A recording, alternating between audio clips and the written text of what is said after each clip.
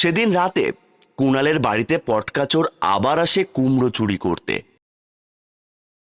তারপর পটকাচোর যখনই কুমড়ো ছিঁড়তে যায়, এমন সময় ভয়ানক এক শব্দ ভেসে ওঠে।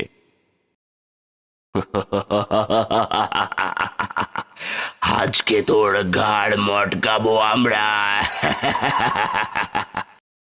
এই এই কে এই কে তোমরা? হে পটকা, আজও কুমড়ো চুরি করতে এসেছিস? ধর ধর পটকা চোরকে ধর, আজকে ওর গাড় মটকাবো।